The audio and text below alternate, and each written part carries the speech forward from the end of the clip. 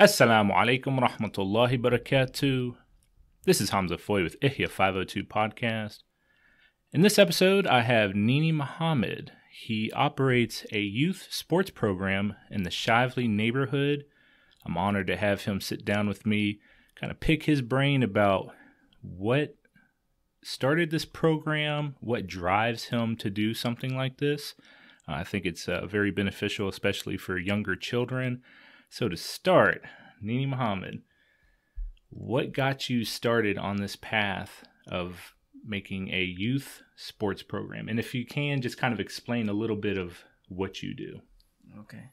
First of all, I want to say thank you, Hamza, for interviewing me in your broadcast. I started this program to help the youth in Louisville, especially the West Side and African communities. I've seen a lot of talented youth going to waste so many years down while I was going to college and while I was in a school. There were some people like me that were very talented, but they didn't have the resources to go anywhere with their talent, and they didn't have nobody helping them and stuff like that. So I was lucky enough to have at least one or two people that I looked up to and wanted to do what they were doing in terms of pushing myself. But other people were not as much as motivated as I guess I was. So their talent just went to waste. Mm-hmm. And that pushed me to go to college and to study and did all the things that I needed to do in my life.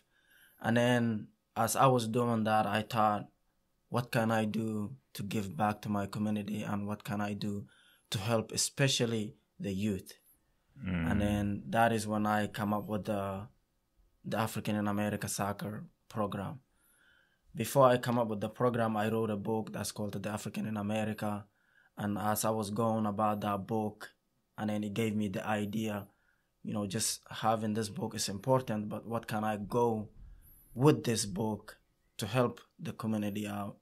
And then here I developed the soccer camp program. Mm-hmm. It is every summer, 2 months from June to July, at the end of July before they go back to school. Mm-hmm. And it's for ages 8 to 16-year-olds. And I pretty much work with them in all aspects of their life. It's not only for soccer, and it's not only for them to get fit and healthy. Mm. I work with them mentally, spiritually, emotionally. Also, when school starts, we also do after school programming with them. They also learn a lot about other people. So I have so many youth right now that with them being the program has helped them in so many different ways. Mm-hmm. They were able to have new friends. They were able to connect with different people with they got recruited for to play in clubs and stuff. Nice. And they were able to, right now, as you saw, Louisville City invited us to their facilities for them to see. So nice. All these things happened because of what we did and from starting to now. Mm-hmm. So in the future, we are looking for all them, the youth who have been to my camp. I want to see them go to college, become something, and also come back and continue what we are doing and to help us move forward with what we are doing. That's great. So it's very interesting. Part of the reason why I wanted to bring you on is because I think for a lot of people, they have in their hearts, they have this concern. I want to help. I want to help. I want to do something. But it's almost like they're looking through the fog and they can't really figure their way through putting something together like you did. Right. If you don't mind, can you talk a little bit about the process that you took to establish this youth soccer program? Like, what did it look like? I think for a lot of people, they find benefit if you kind of explain the steps. Not, you don't have to be, very detailed, Right. but just kind of hop into, I did A, B, C, got to this point. Take it away. Wow. First of all, I want to say it was not easy process to begin with. It took a lot of my time. It took a lot of financially, it took a lot of money from my own pocket. It took a lot of patience for me to not give up. And not only that, when I first started the program, I was using my car, and I only had 2-door car at that time. And this was back in 2018 when I started. I started with first it was just like, what can I, like, how can I start this? And I didn't have a soccer field to go to, because I didn't know if I can bring kids to any soccer field and just be okay with, people just let me do it. Yeah. And I also didn't know what their parents would say about what I'm starting. So it was all like, how is this gonna happen? So I went up to talk to a few people that I knew. First, their parents have said, I'm about to start this program, and it's called the African in America's Summer Camp, and I want your kid to be part of it. And first, many parents was like, no, I don't want my kids going somewhere with you.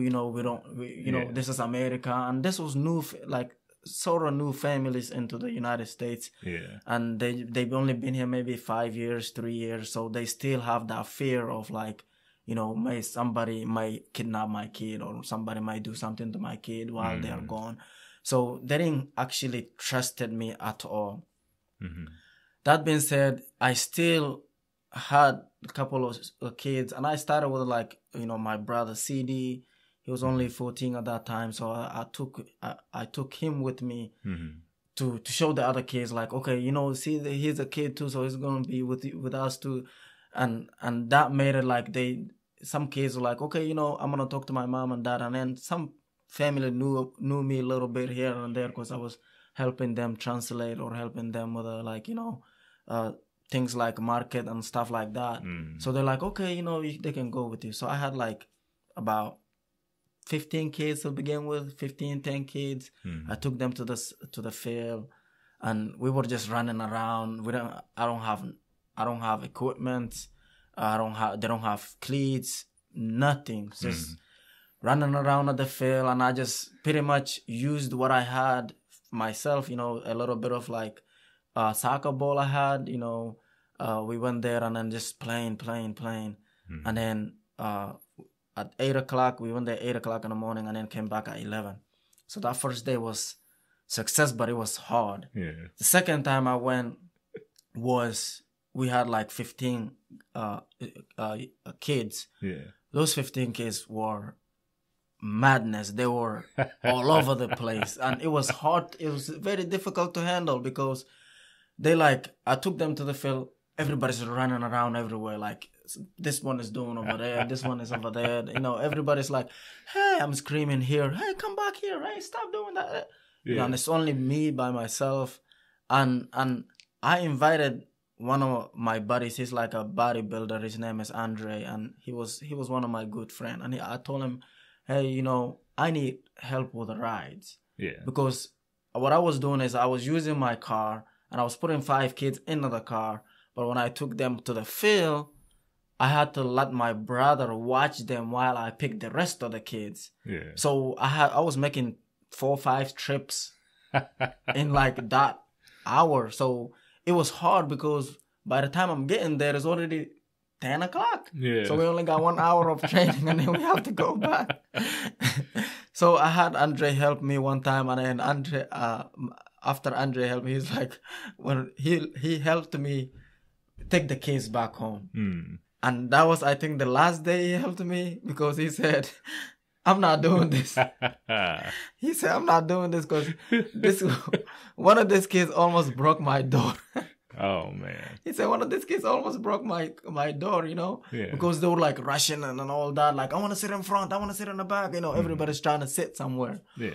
But they wouldn't listen. And after he said that, but he said every time you need, just let me know, but I may not be able to do it as much as you are doing it. And I said, okay. Then the following week after that, I invited one of my friends named Jamal. And he was like, he was motivated. He was like, I'm gonna do this, man. I want to help you. Let's build this program, man. And I said, okay, let's do this. Yeah. I'm already doing it, but like I'm like, it gives me that kind of feelings like you got somebody pushing you now, because it's like, if this guy's saying let's go, I'm gonna even do better now. Yeah. So he's like, let's go, let's do this. And then he bring his car. We drove the kids. I took them, and then he picked up some kids. He took them, and I said, okay, I'm gonna go get the last group of these kids. You watch them. Now we got like 25 kids, and he's like, I have to watch them. SubhanAllah. When I left, I came back. Kids were like, some kids were on a tree. They're hanging out on a tree. Some kids were like trying to go across the road. 2 of them sitting over there chilling. It's all over the place. And the guy, Jamal, is sitting on his car, just like holding his head like this. It's like, he doesn't know what to do anymore. It's like, when I came back, he's like, Nini, man, I tried, man. He said, I tried, man. I'm telling you, you see my voice is gone. My voice is gone, man. I don't know how you do this, man. He said, I don't know how you doing this, man. I don't think I'll be able to do this. Yeah. It's like, without you, I cannot work this. Cause like, the kids are I had to scream like, I had to scream at the kids like, come here, hey, you guys, we are a group, we family, we have to do this. So all of them, like, once they saw me yelling, they all came back together. It's like one group that never left. And then I'm just sitting there, standing in between them, and I was like, what did you guys do to Jamal? And nobody's speaking. And then Jamal was like, oh, so they can listen to you, but they cannot listen to me. And then I told him, go for a run, right? And I pulled Jamal to the side. I said, this kids, like, they respect you based on how you talk to them. But like, it's like that, what is it called? It's like you have to have this, like, authority. Yeah, this like, you are in charge, basically. Like, you have to have this, or otherwise they're gonna look at you like one of them. Because they are used to being at home with all their parents telling this and that. So you have to be like, and since you are different, you have to have this voice like, oh, this guy is in serious business.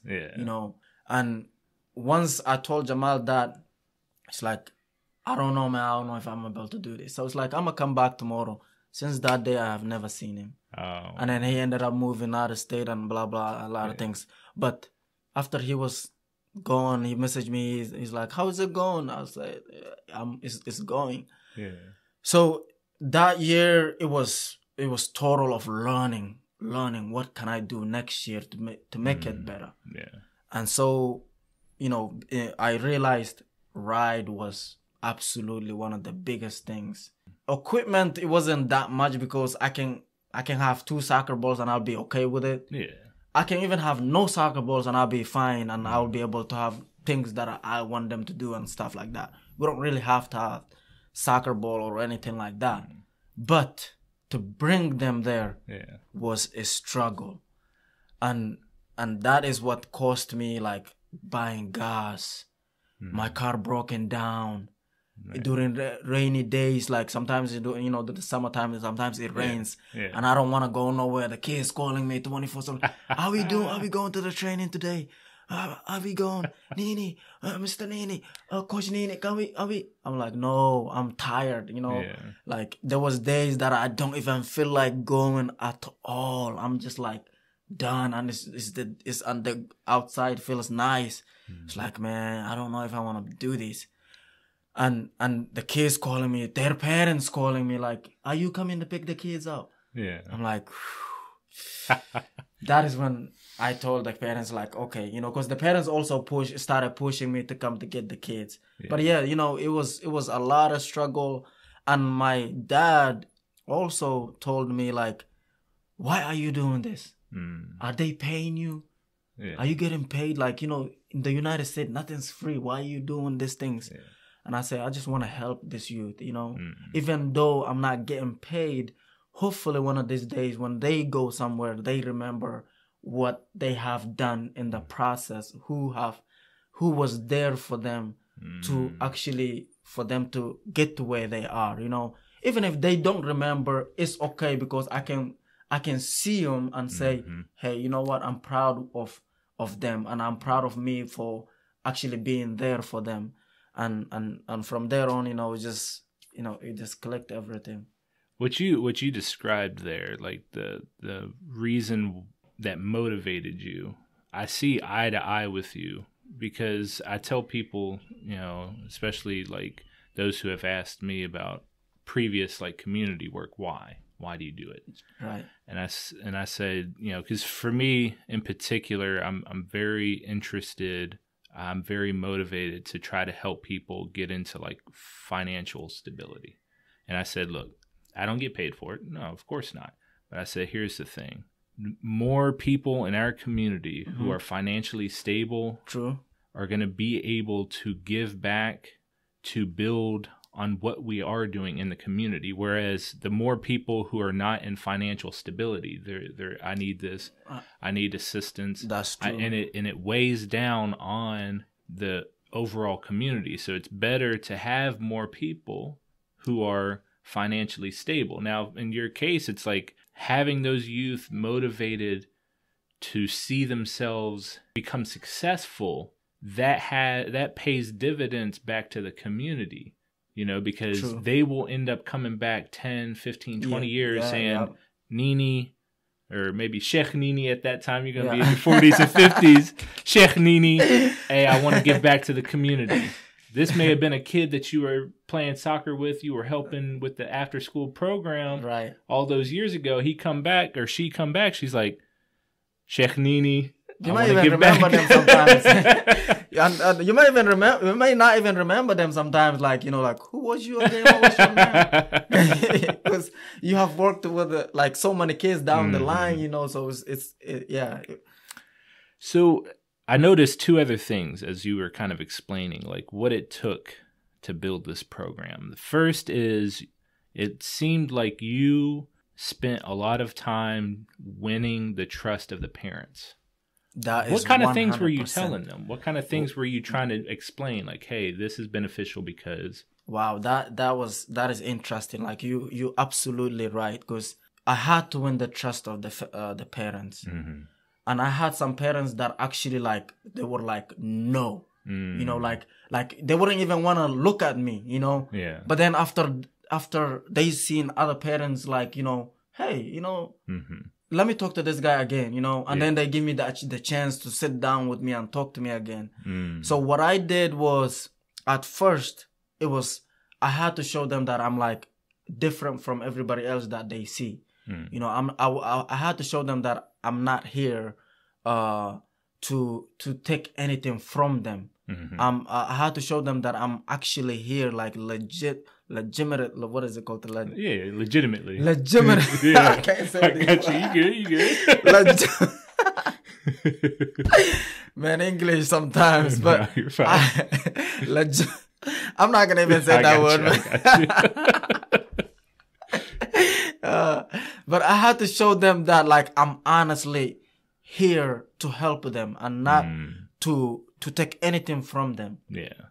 And I had to show them that, like, you know, I was also one of the youth before that become successful. I had to show them, I had to share like a little bit of my background with them, you know. When I sit with the parents, I was like this, I was going to school, you know, I was able to get good grades, but I didn't got the help that I needed, like your kids, like I'm going to be doing for your, you know, for your kids. Yeah. But instead, I was looking up to some people who were actually doing things. And not only that, there were like people that were like I was close to, like I was like motivated every time they make a step, I'll make a step, you know. For example, you, Hamza, like, you know, if I see you at the mosque every single day, it pushes me to come to the mosque every single day, because I'm like, hey, if he can do this, why can't I, you know? And that's the kind of things that I was sharing with the parents. Like I was telling them that I was like, I was telling them, when I was your kid's age, I was looking at this kind of people to do these things, and it's not easy. But I guarantee you, if you let me help your kid, one, he's not gonna be like causing problems in your house. Two, he's gonna be good in school. He's you're not gonna get phone calls like you are getting phone calls right now. And there was a lot of kids who were getting phone calls because one, they were sleeping in classes, they were failing in classes, they were not, you know, focused in school. So all these things were happening to the parents. But when I told them, okay, like, so, and I also, not only that, but I also come personally, will help them with their homework if they need my help.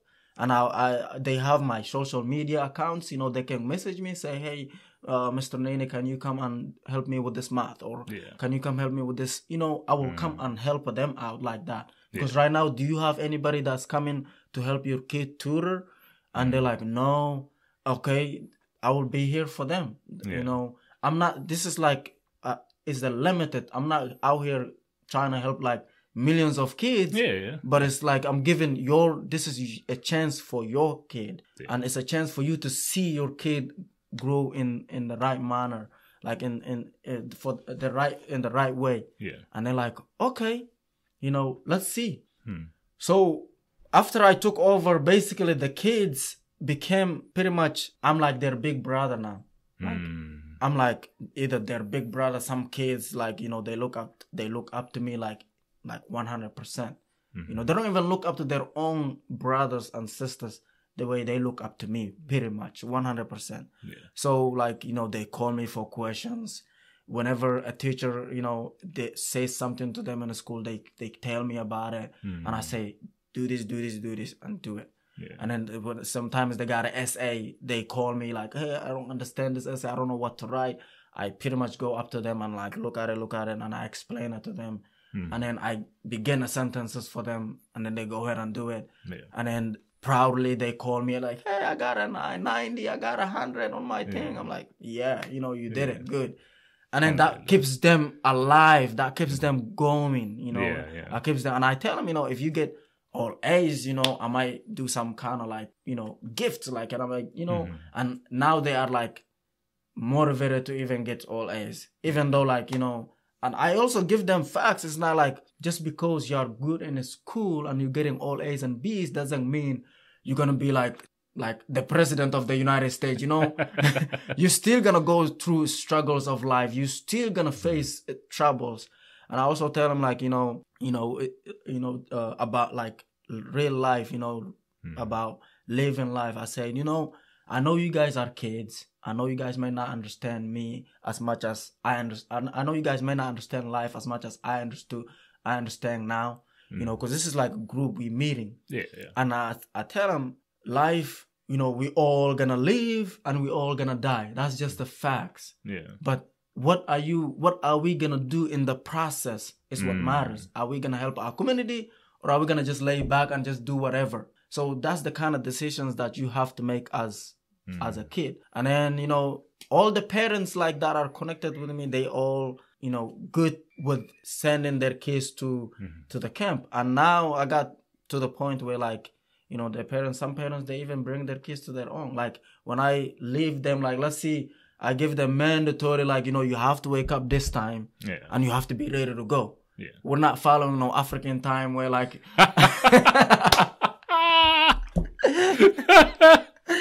No, I'm being serious, because when you tell them to wake up, because before I had that problem, it was a big issue for me. I will tell them to be ready at 6 o'clock. I'll be there like 7:30 or something, and they'll be ready like they getting ready at 7:30, and 7:30 is like I'm there and we leaving. Like you have to be outside because I gotta pick up all these other kids. Yeah. You're not the only one, right? So I would had problems with kids like, oh, I'm just waking up now. Let me just get ready. It's 7:30. You're just waking up now, you know. And I told him, we're not using no African time zone anymore. If I tell you guys I'm gonna be there at 7:00, you have to be up and you have to be ready to go. If you're not, I'm leaving. And some kids didn't believe me when I said that. Like they will be like, they wanted to test. They wanted to test you. Just like, okay, because like we're so close. Like we just like, when you are close with somebody, like you're gonna feel like, oh, they're not gonna do anything, right? They still gonna wait for me because they are close to me, right? Yeah. I'm like, okay, we will see. So I'm there at 7:00. My car pulled up. Yeah. Hey, where you at? Oh, she just now getting ready. One of the kids was already ready, but the other person's like, oh, she's in the bathroom. She's just getting ready. All right, let's go. Pull up the car. Gone. Calling me like, why did you go? I told you I'm leaving at 7:00. I'm not waiting for 7:02 or 7:03. Gone. Go to the other person like, are you outside? Yes, I'm outside. And I'm like, okay, where's your sister? Oh, she's brushing her hair or something. Gone. and then they understood now, like they get their heads ready. They're actually waiting on the couch. When I say let's go, everybody's out. So I teach them that, and they have to learn that because I seen in our community we are bad in time. Even me, like I'm not gonna lie to you, like I'm bad in time, but I don't wanna teach that to my to my brothers and sisters or to everybody else in the community. I wanna teach them to manage your time properly, because that's gonna make a difference later on. When you may get a job and you may get a job of your life, maybe, and then they tell you show up at 7:00, and then you're gonna show up 7:01 or 7:02. And then some manager who don't take anything, and they want you to be there maybe 15 minutes earlier than 7:00, they're going to be like, you know what? I'm sorry, man. Yeah. That's done. You bring up a good point. I think sports in particular is useful, especially for children, but obviously for adults as well. It's useful in teaching that sort of discipline, like you just explained, that discipline, whether it's time management or how to present yourself to others. I think sports for children is oftentimes that kind of gateway to, okay, I need to learn to be on time. Right. I need to learn to keep my word. If I say I'm going to be there at 7, I'm going to be there at 7. Yep. So if you can kind of explain a little bit of like, what are some of the drills? What are some of the conversations that you have like in a regular day of your camp? The most important conversation we have at the camp when everybody is together, By the way, right now I get over 60, 70, 80 kids in the camp. Mashallah. And like, how we started with 10, going to 20, 40 and all that. So we get about 60, 70 kids, 80 kids in a good number. Yeah. And we are looking to grow, to make it bigger for them every year. But when we meet, every morning, we all sit in groups. Like they sit all in the, at the field. We all sitting down.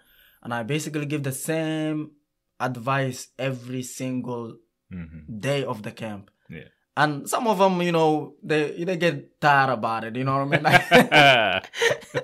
Man, like they make jokes about it, not even get tired. Like for real, like I literally had kids like go to their house one day helping them homework, and they are actually like making like they did what is it called like a set like a movie set type of stuff, like audience set. One person stands up and like they are pretending to be like Nini. Yeah, they're doing like a play. They telling this to their like parents and like all these other friends that don't get to come to the camp and stuff. Okay, today I'm gonna be like Nini.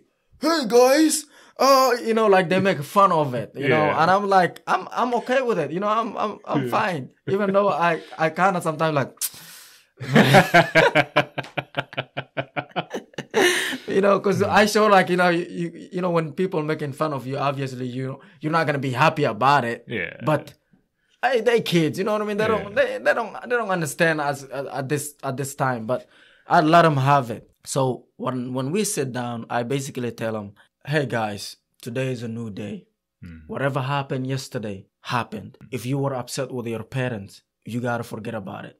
Today is a new day to be happy that you are here. And when you go back to your house, build the relationship with your parents again, you know, because they're going to be with you forever, regardless of how upset you were from them yesterday. You know, I tell them that. And then next thing I tell them, we are not here to babysit. Like, I'm not here to babysit any of you guys. And you are good to go. Like, I'm not holding you hostage.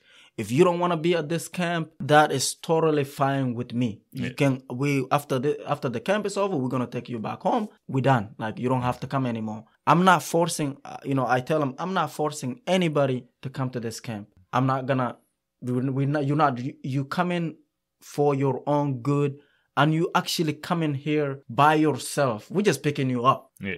But you are coming, you making the decision to come here. And I'm giving you the responsibility to do everything that we are doing. You are responsible for it. And also I tell them, like, I teach them about responsibility, as I was talking about it. Whenever we tell you things, you have to take responsibility. But if I tell you, hey, you running 2 laps, we don't want to see 1 lap and a half. Yeah. You running full 2 laps. If you are hurt, you can walk. I'm fine with that. Like, if you're not feeling good on your stomach, like if you're very like feeling you cannot continue, that is when we have to sit you out and, like, try to help you out, and maybe even get you something that to make you not, to make you feel better.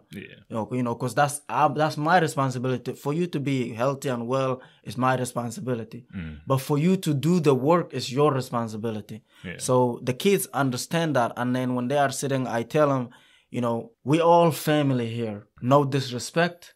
No disrespecting another person. If anybody in here have something against someone else right now, come talk to me. And if you finding somebody that is talking about you for some reasons, please talk to me. If you find somebody that is, saying something about you, cursing you and all that during the run that I'm not there with you guys, and you hear it, somebody else saying that, talk to me. So basically, like, whenever they hear somebody else is like saying, using all this negativity and all this other stuff, they come and tell me.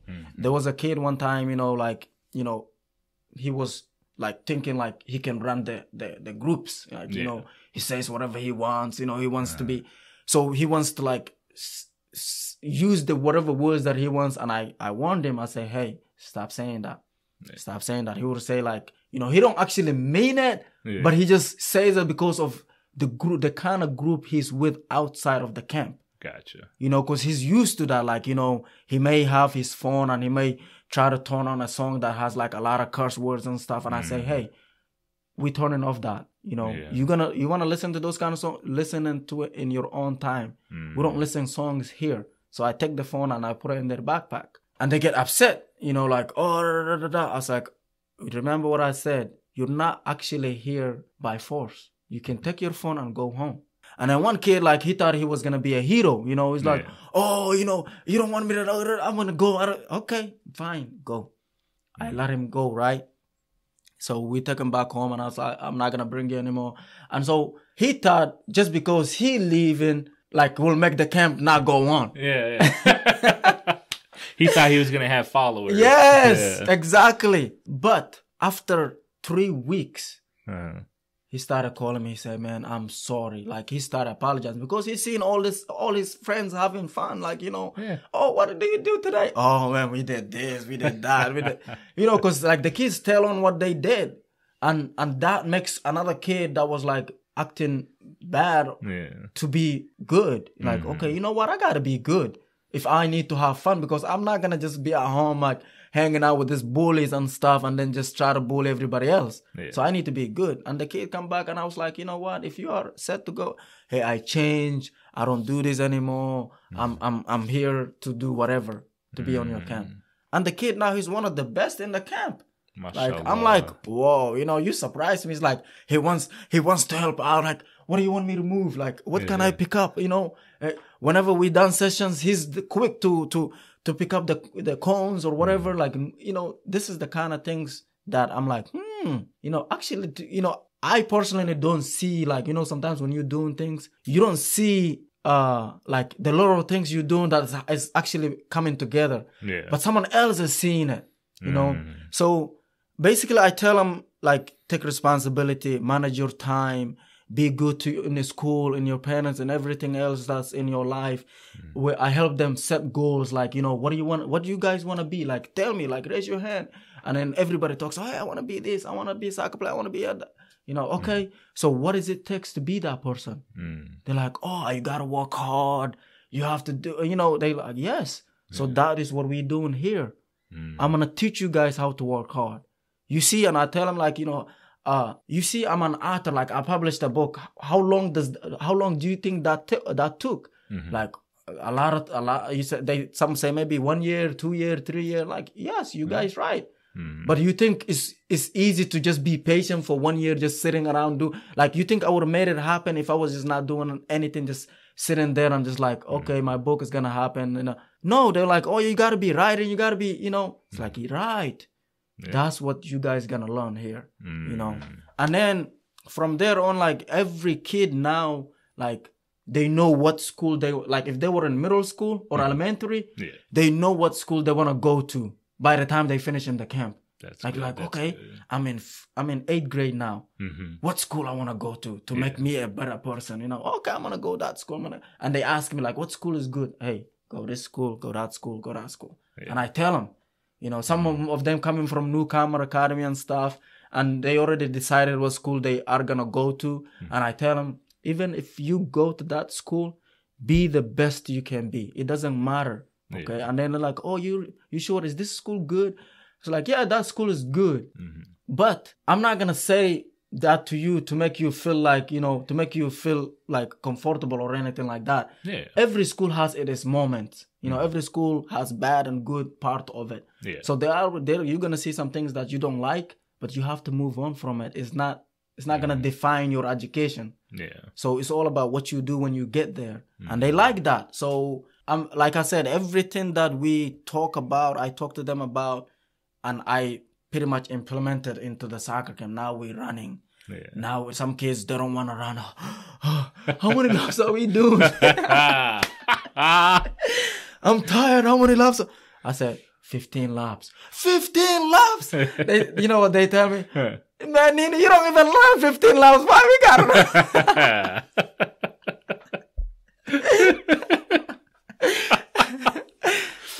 You don't even run 15 laps. Why we gotta run 15 laps? I say, are you gonna run or I'm gonna make it 20? Man, they go. They don't have complaint no more. They're just gone. Like, I'm telling you, every kid you can ask, they're not running less than 10 laps on that field. Yeah. Like, when they go home, they are exhausted. Like, they go home and just sleep. Yeah. And then, you know, I give them books. Like, they're librarians. They show up and stuff. They give them. I was like, I tell them, you better read that book because I'm going to ask you what is in that book in the first chapter. Like, oh, you know, like, now they are pushed to read. It's yeah. What you just described is really interesting in that it seems that a lot of your camp is about setting goals and pushing those children to achieve them. And it's such a simple equation, but I think a lot of people, like, especially when they get to adulthood, oftentimes we kind of lose that sense of, like, drive. Because it's like, I'm going to set this goal to, like, you know, you wrote your book. I'm going to set this goal by, you know, in 3 months' time, I'll write 100 pages. 6 months' time, I'll write 200 pages. And what you're teaching these children is that process of setting goals and actually putting in the work to achieve them. That is what gives you that drive. That's what gives you motivation. And I find it incredible because oftentimes, going back to the question that I asked about, like, what did it take to build this soccer program? I think for a lot of people who want to go out there in the community and help in whatever way they want to do, whether it's making a soccer camp, maybe building a shelter for, battered women, or making a food pantry to feed the hungry. It's like you have to get into that mindset of setting goals. True. I mean, for this podcast alone, I remember like when the idea came to mind for me about this podcast, I had to set the goal of, in a week, I'm going to research what equipment I need. Right. In 2 weeks, I'm going to find out how to work the software that I use to edit the audio. And for a lot of people, not a lot of people, but for a number of people, they don't realize that is the process. You have to set goals. It's very important process. Set deadlines, do the work, and also, and this will be kind of the final question to close this podcast. You mentioned a little bit of about the people who helped out when you first started the soccer program. Did you find any mentor that helped you build this program out? Somebody that you sat with, you asked the questions, you got the answers, you went back and did the work. Were there any like mentors that helped you build this program? Because you mentioned, just to complete this question, you mentioned going to, I think it's the Louisville City FC, their stadium. Mm-hmm. Who were some of the people that you got into contact with to do something like that? Oh, that's a very interesting question. Mm-hmm. First off, I want to say, like, for mentoring wise to help build the program, I didn't have any. Basically, I mentored myself. What I did was because sometimes when you want to do some sessions with the kids, I would go watch YouTube videos for hours. Like, I'm talking about like searching different moves, different exercise. Because I had to understand these are kids. They're not like adults like me. Yeah. I can't just bring any exercise and just be like good with it. Yeah. It has to be engaging. It has to be fun. Yeah. And it has to be something that when they do it, they want to do it again. And those are the kind of things I would search on YouTube. And it's so hard to find them because there are so many videos, like you click, you watch for 5-10 minutes. That's not it. Go again, another one. Watch. That's not it. I would find myself sitting for 2-3 hours just looking for the right videos to put together, But once I find like different exercises, I'll actually look at it and I don't do it the same way that they are doing it. I'm like, this might be a good exercise for me to do in the camp next week. But I'm not gonna do it the same way they doing it. I'm a tweak it a little bit to where my kids can connect to it, And that is what I do. Like, I go, I write down. I was like, okay, I'm gonna do this. Maybe get 10, because I got like a lot of kids, so I have to think a bigger, group, not like, because the exercise may be for 10 kids or maybe 20 kids, and I got 80 kids here. so I have to understand how to bring this exercise with 80 kids. Yeah. So that is what pushes me to, like, study every day, write down, take some notes. At the end of the time, like, you'll see my pockets full of like ripped papers, like, okay, I'm gonna do this tomorrow. Okay, I don't go to the field and like, okay, today we are doing this and that. I'm not looking at my paper. Yeah. I memorize everything that we're trying to do before I even come to the camp, and I put that to the side. Yeah. And I come, okay, I know what I need to do. I know what I need to waste time on, because this is gonna work, Yeah. So when I get there, like, okay. And the kids are already like excited, like, okay, what are we doing? Yeah. Like, okay, we're doing this today. What is that? Is it boring? Is it this? Is it that? Like, don't worry about it. Just wait and see. And then once I do it, they are excited. They are ready to, to go. They challenging each other, because everything I do in my workout it's always like competing. I never do a work that just like for one person or for two people. It's all groups. Yeah. But for the Louisville City, I just happened to connect with them this year, like, you know, pretty much like 100% this year. Yeah. But the past 2018, 2019, 2020, you know, they wasn't there. But obviously they were still around. What made me connect with them was because I in 2020 I was able to one of my buddies, he's in charge of United, like he's the director of United, you know, and he came to the camp and he saw these kids, like, you know, and he was like, whoa, you know, this is a group of talented kids. And he started recruiting them to the club teams. Yeah. So now all these kids are like you got at least 20 of them playing for club teams. Wow. You know, and they are really like, I'm talking about like if you go watch them now, like they are really good. But in my camp, we don't learn, like, you know, because soccer, because I'm not focused on just teaching soccer, you know. Yeah. So when they go to the club, they are actually being taught exactly what to do and on straight soccer. Yeah. So they are learning the techniques, the basics, you know, all these things. So when they come to the camp the following year, they are like way ahead of everybody else. Like they even ahead of me. Like, oh, we did this at the club, you know.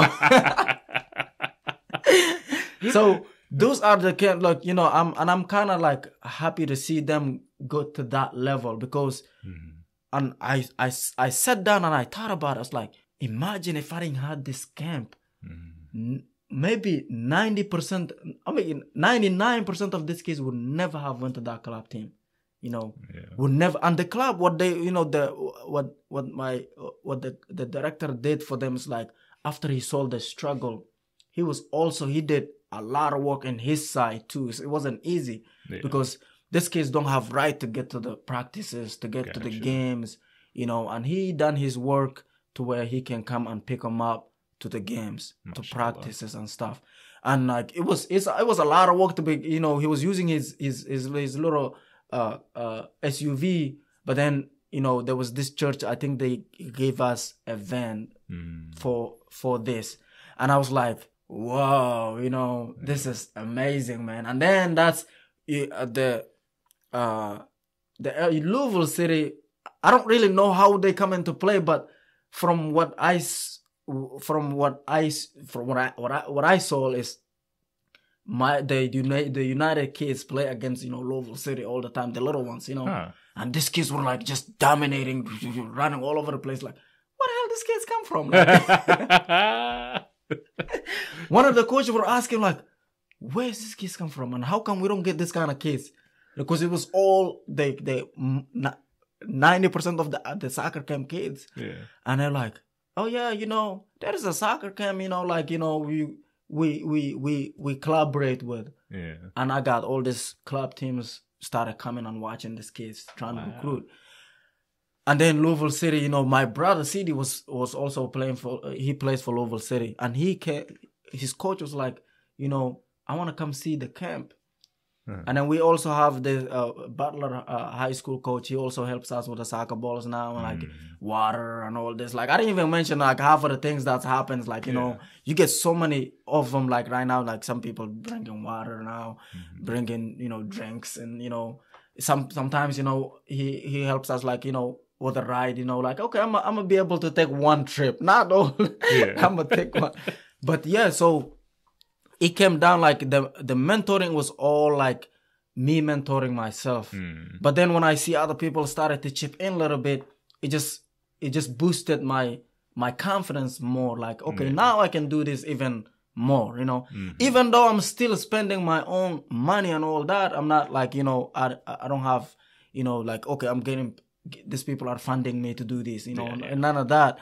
But like, I funded myself. And then somebody asked me like, how much does it cost you? Like, how are you funding yourself? I said, you know, throughout the year, you know, I'm doing this for 2 months. Yeah. After that 2 months, I'm not doing no more camps because I know how hard it is. Yeah. So it's like, I'm only doing it for 2 months. For that 2 months, I basically took financial management courses, like just to manage my money. Yeah. Like, okay, I'm going to save $50 of my paycheck. Every paycheck that I get, I'm going to put it to the side throughout the whole year. Once I get to that camp, I'm already like 3,000, 4,000, 5,000 to the side. Yeah. That I can use for my camp. That is what I did. And people didn't understand, like, they didn't see that. Even my car broke down one time. Like, I had to like use that money to go fix my car real quick. Yeah. And then while I'm fixing my car, I'll call my dad. Hey, Dad, I need your car tomorrow morning. It's like, come get it. Because my dad now understands it too also. Because my brothers and sisters are also involved in the camp. Yeah. So he said, come get it. I'm going to pick his car and I go use his car also while my car is in the shop getting fixed. So, I was bouncing back and forth with just doing this, 100%. So now that the camp is getting bigger and bigger and people are trying to get involved, I'm not gonna ask anybody anything. That's just to me. Like, I don't go. I'm like, oh, you gotta help us pay this. And if somebody wants to help out and they wanna, in the general, like it's coming from them. Yeah. And they can, it's and I tell them 100%. Like, any money comes towards this camp, I don't use it for any personal gain. Like, this is like it's coming from my heart. Like, this, I do it from the heart. It's not, I don't do this because like, oh, like, if I get paid, I'm gonna just, like, it doesn't do anything for me because I already got, like, I'm already well stable to myself. Yeah. So it doesn't really faze me, and I say, people think like, whenever I ask for donations, like somebody told me to set up a GoFundMe. I'm embarrassed to set up the GoFundMe sometimes. Like it embarrassed. Like, why am I asking? Like, why? It embarrassed me because when you share it, people are like looking at, okay, what am I gonna donate? Like, oh, I think it's gonna use it, and the people think like that, And I don't want put anybody under pressure on their own pocket because I know everybody's going through financial problem when it comes to money. Yeah. So that is what I do. Like, I basically just do it from the heart and in hopes of hopefully one of these days, like, I'm not gonna say I'm gonna do it this like for the next 10, 20, 40 years or something, right? Yeah. But hopefully if someone else can come in and take over and they want to do it, like, I get to the point where, like, what, I can just give instructions and stuff. Then I'll be fine as well. You know what I mean? Because I want the camp to continue to help, everybody that needs to get help in terms of either getting healthy, wealthy understanding about financial, understanding about success, understanding about setting goals, understanding about how to get fit. They can come, and hopefully these kids, one day they're going to look back, or maybe one of them will be like in charge of the camp. Who knows? Hey, that is the goal. Hopefully one of them, not only one of them, maybe 5 of them, come through and do the things that we've been doing. But I want to see them go to college. I want to see them become successful. I want to see them, like, doing good in their life. I want to see them helping other people as well. When I see one of the kids in my camp doing bad stuff, it hurts me. Like, it's like me doing bad stuff. Like, people don't understand that. Like, if I see a kid, like in trouble and stuff, like, it's like I am in trouble. Yeah. That's how I look at it. And most of the kids sense that. Like, when I get really furious, like when a kid, like, when they get called from school and they're like, hey, he hasn't completed his work and he was doing this and doing that. Like, come on, Yeah. And then I gotta, like, give all this long talk and then that they hate, You're invested. Yeah. You're invested in their success, which I think that's like one of the beautiful things, especially when it comes to any program put together for the youth. That's one of the few things that you can do that is truly, like, selfless, because at the end of the day, you're invested in the success of that child. and you're invested in, inshallah, seeing them become successful as they become older. Yes. We'll go ahead and close this interview out. A few remarks from me before I let you kind of close with like explaining how people can reach you. You brought up a couple of observations that I think can be takeaways for anybody who wants to do something beneficial for the community. Right. You brought up the fact that financially you were looking long term and saving up, setting money aside to build your program. Like you didn't come up with the idea and then immediately say, oh, well, I can't do it because I may not have the money. You told yourself, okay, I want to do this. Let me set a deadline, maybe a year or 2 years. I'm going to put money aside each month. Right. So that in that year or 2 years, okay, I can take that money then, build this program. I thought that was a really good observation. And anybody can, like you said, anybody can do that. Exactly. The second, you talked about setting priorities, and I don't know if you intended to, because I noticed you said when you were building this program, you said, I don't have the equipment, but I know what's more important is like providing the transportation for these children. You were building priorities. You were putting one over the other. You said, okay, one's more important. Let me focus on that.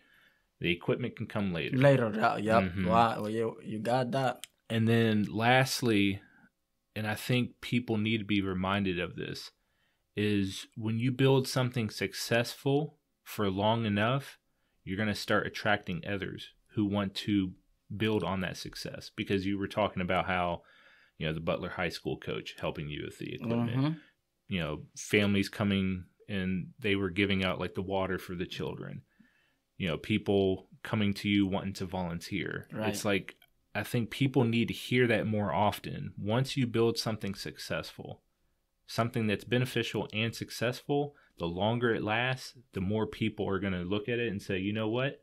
Yeah. Why rebuild the wheel? I can just help this guy. So Nini, you got your soccer program. Okay, why do I need to make a second one? Instead, let me just add on to what Nini's got going on. You know what I mean? True. So yeah, let's go ahead and close. If you will, just kind of, in a way, give yourself a shout out. How can people reach you if they want to volunteer, if they want to donate? What's the best way to get a hold of you? The best way to get a hold of me is social media, obviously. Mm-hmm. And you can just go to Facebook and type Nini Mohamed. I will 100% come up in your, what is it? The search bar. In your search bar. You can type Nini Mohamed. I will come up in your search bar. Or you can just type the African in America also, I think, in your search bar. And then I will come up also. Also in Instagram, we have our own page for the camp. It's called Soccer Camp 14. That's the camp page for the Instagram. I just built that this year, so it's not too much in it, but it's like everything we done for the year is in there, and everything we are doing is in there, and all the kids are following that page, so you will be able to. Sometimes I go live, and then you'll see all the kids asking questions, what are we doing, and that and that. Yeah. So that is one thing to get connected, like you just want to see and all that. And we got some videos in the page, so you can go through the pictures, the videos to see just to prove what these kids are, the process they are going through right now. Yeah. And I did this because later on when they leave all these things and then they come back like, oh my gosh, that was me, because I don't have I look back, the only thing I have is my high school pictures that like oh my gosh, high school I was doing that so I built this for them, so that way every time they grow year older, like, wow, that was last year, I was not good enough, I'm going back this year, and that. So you can follow that Instagram, so it'll be like Soccer Camp 14. I think you can also type the African in America too. You'll find it. Like if you type the African in America soccer, camp, it probably pops up. Okay. And like I said, my Facebook is like that. And I don't know who would want reach me on email and stuff like that. Yeah. But if you want my email, it'll be like my name, Nini Kadir, Kadir 30 at gmail.com or at yahoo.com. It's the same, but it's just Gmail on Yahoo, both ways. All right. Yeah, and I hope this broadcast, whoever listened to it for this long, let me say this again. If you have listened to this broadcast for this long, then you are gonna do something in your life. It means you are very, what is it called? You are some interested person or something like that. I don't know. I'll go ahead. I'll share your Facebook, your Instagram, and email in the description for the podcast. So don't worry, people will be able to reach out to you. Thank you again, listeners, for tuning in to this episode of Ihya 502 podcast. Once again, this was an interview with Nini Mohamed. He runs a local youth soccer camp in the Shively neighborhood. If you are interested in volunteering, reaching out to him, or donating, once again, his social media and email will be in the description of this video. Jazakallah khairan. Wassalamu alaikum.